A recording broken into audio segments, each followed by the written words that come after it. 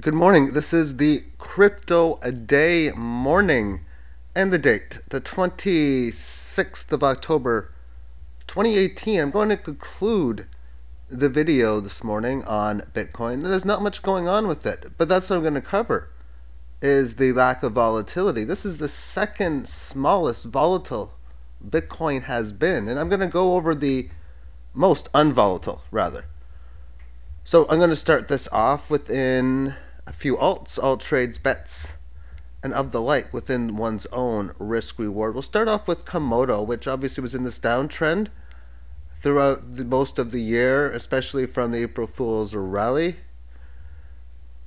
And now we see it going sideways and having a nice little uptrend. Volume. Decent volume here at this bottom area, but I want to go over this here. This came in with very high continuous volume, both starting on October the 9th and then thereafter on this rally move. So we'll go over that as well. But to do so, let's take a look at fewer candles.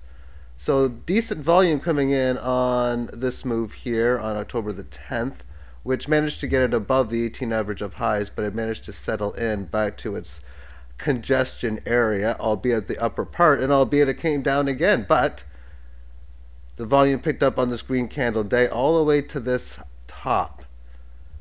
And then we have good but lower volume throughout this entire correctionary phase. Volume picked up a little bit with this up move in here, and matching volume within yesterday's price pullback session. Okay. So the volume states that this possibly could be a spot where this can make a decent amount of long-term higher highs, higher lows. As oftentimes the big volume can come at reflection points at key starts of rallies and at tops or early or end of a move. Let's draw some lines in. First off, let's put one at the more current level, which would be right around here. This is a perfect spot. I don't know why a line didn't draw. Now it will. Right here. This represents the highs for August the 5th and 6th. It also pierced above that the day before that as such. And then these 2 days here where it came up to this level as well, and decent pullbacks along the way, and not quite making it to it on the October 17th move, but it did so a couple of days ago with a nice little rally in that sense. So I'm going to put another key line in. I just got to find where my line, guess I can push it right here. I see it now. Okay. I'm looking for this little thingy here where I could just push this button. But this line right here. This is really the must hold area if there's going to be any further corrections. Whether it will do so or not, because this rally that can come into place could very easily be that of a failed breakout. The key word is could. Again, this could end up being great moves as we move forward, because I'm going to switch this over to that of a 3-day term time frame. And then we'll get rid of this line as well for now. So amongst such, it had its beautiful rally in that of December last year. And since then, it was unable to successfully correct any bullish level when it hit the 18 average, obviously finding weakness here amongst the 18 average in February, coming into the band and then leaving such, resisting the 18, failed breakout within the April Fool's rally, and then the very large leg lowers then since that point. So 18 average is flattened out. It's basically establishing a level of resistance at this point, which is really going to make it really big to hold that 18,000 and change handle. That's going to be very, very important, because if it doesn't, we're talking about another failed breakout. And just like we've seen here, a failed breakout could have nasty results towards the downside. Now, what would be ideal is for this to spend some time within the 18 average that would be newly rising. And then with this an established resistance in here, be able to get above it and then make some higher highs and higher lows amongst this. Although typically within these markets, most of these up moves are going to be something like this. Maybe not always the case, or the next time might not be that case, but it almost makes it the favorite that when this is ready to go, it's going to have some decent sized moves. Let's move next up within cloak. And amongst this in here, we can see that this has had it's working on its second leg higher. After all, we can look at it as in reversal of trend. Stage 1, band flatten out. Stage 2, establish resistance. Stage 3, come back to the band, and oh, it went below it. But you know what, that's fine because it never did break down any further below when it made this move in here. Thus, continuation within correctionary move within the band. And then what occurs is it barely breaks established resistance, but not quite. And then it comes back and corrects some more. And it now has broken that level of established resistance. Thus, you have to classify this in that of a bull market. So now that that's the case, is there going to be another leg or two higher, or three, that's going to follow from this point, question mark? Well, wouldn't be a surprise. When you look at how this market looked before, what are the things that we can see? The pattern was decent at this point, and this was strength amongst the 18 highs. So any day you'd see that, oh man, I got to get into cloak here at around a little over 40, or at 40 or 45, whatever, 40,480, whatever.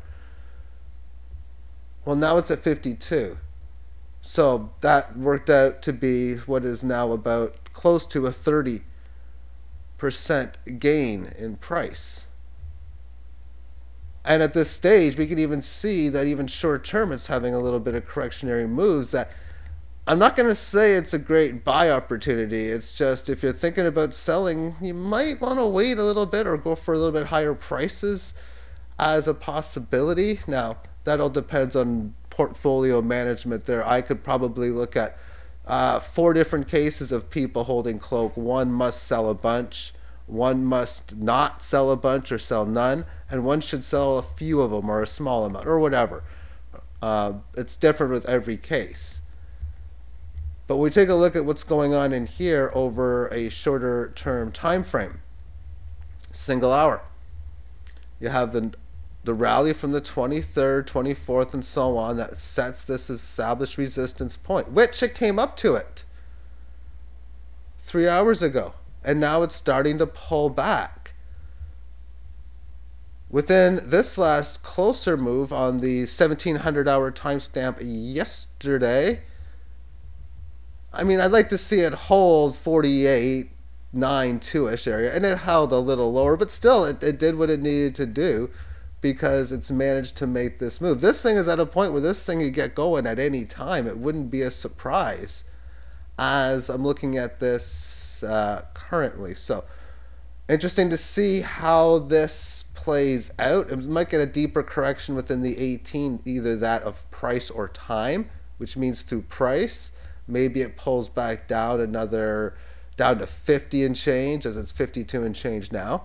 Through time, maybe a few hours go by, and this 18 average meets up with the sideways consolidation, and then thereafter it's going to break higher. But when it's ready to go, I wouldn't be surprised for another leg higher. Arion next, or ARN, which showing a lot of strength and a great consolidation amongst this 18 average from this last move. Looks like it's leaving it on its single hour time frame.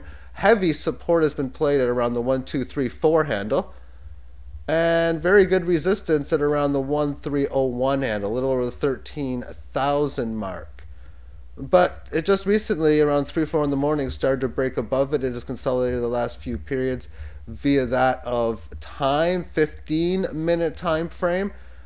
Within that time consolidation, it looks as if it might be ready to go anytime soon as well. I think there's a good chance that this is ready for another leg higher.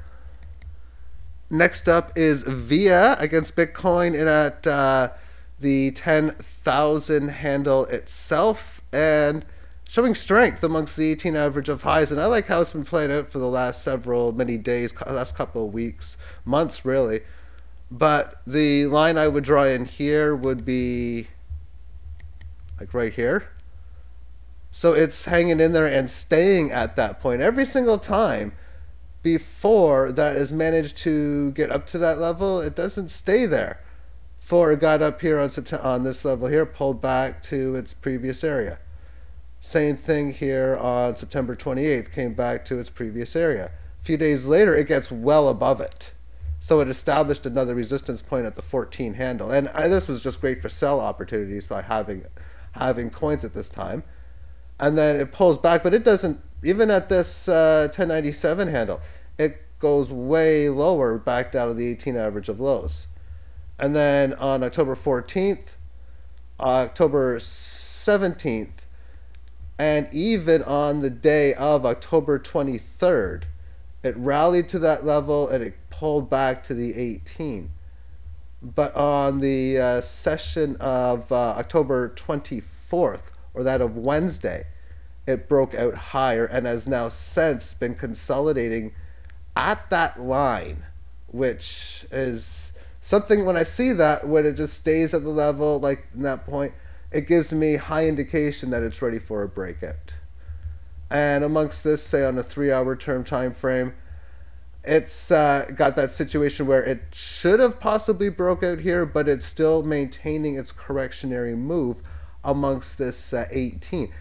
If you see weakness in here, it's a concern if it starts to fall below, because this could very easily just fall to like 988 and then find a low there. That's why I hate selling on a breakdown below here.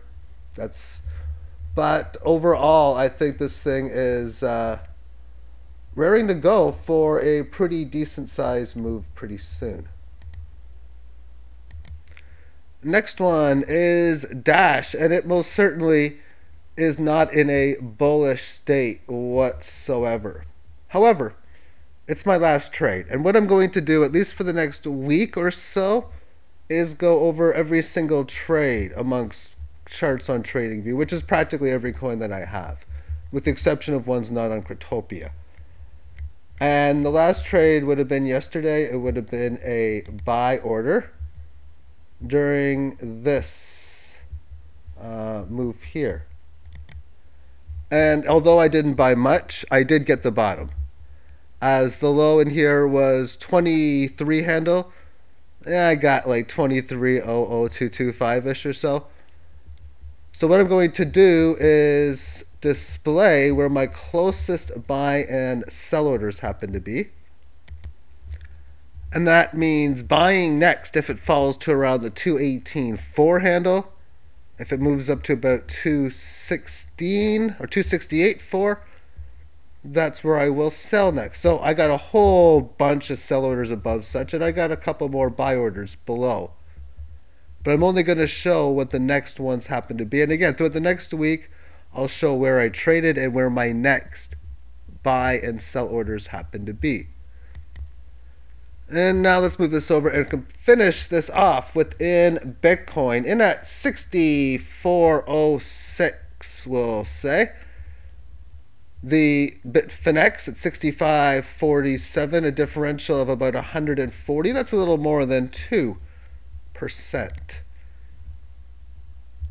And it's the same old stuff. Now, I've never ever seen 8-9 days like this before. And I'm going to show a similar low volatile time frame very shortly.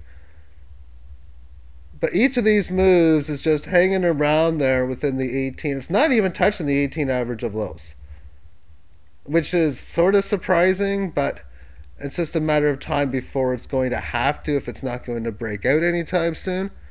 It's been touching the 18 average of highs or near it starting from the day after session. But the volatility moves. Today's session right now, a high of 64.50, a low of 63.77, a differential of a little over 70 points. It's all a little over 1% moves. So I put my spreadsheet to work. And what I've seen here, this is the volatility per day. So this is 4, 5, 6, 7, 8, 9, 10, 11 days of volatility under 2.25%. And from this day, 3, 4, 5, 6, 7, 8 days of volatility under 1.26%. This is the front weighted average, but this is just data that other forms of using data, but the differential from the front weighted 18 average of highs and lows, which is also a low number. But this isn't the lowest Bitcoin has ever been in a volatile session. It's the second lowest. So we're going to have to go back to 2016. And this is the lowest volatile Bitcoin has ever been. But it really, the only time it spent the entire time within the 18 was in here. But we look at the size of the moves. On October the 10th of that year, the high was 616.5 and the low was 612 and a dozen, for a differential of 4.35. That would have worked out as like 0.7%. The day before, 615 and 610, that's a 5-point differential, not quite 1%. The day before that, 617 and 612 and a half. And that worked out to that of, 4.5, so well under 1%. And where did it come from? Well, that was after the decent size decline, and it's settling in because it came from high volatile sessions. It then later on the next day would move into higher volatile sessions, and it was a breakout that happened the next day. Statistically, there were 14 days in which it had lower than 1.5% volatility, this being its 14th day. And this in here was, what I also checked was the lowest 7 days collectively of volatility is here. The second lowest is right now, because that's something I checked as well. Well, yes, this is less volatile, but it had more price movement towards it. That's why I wanted to check the 7-day, but then I came to the conclusion that this 7-day volatility, 1, 2, 3, 4, 5, 6, 7, 8, even 9-day volatility was the lowest, because this had a low of 601.5. It had a high of 610.5. That was 1.5%. And we're a little higher than 1.5%, not by much, over that of the last week on the volatility. So what happened the next day? Well, what happened was a move that got to 639, which then continued to have a very solid but low volatile. Keep that in mind. The low volatility doesn't really end until 2017.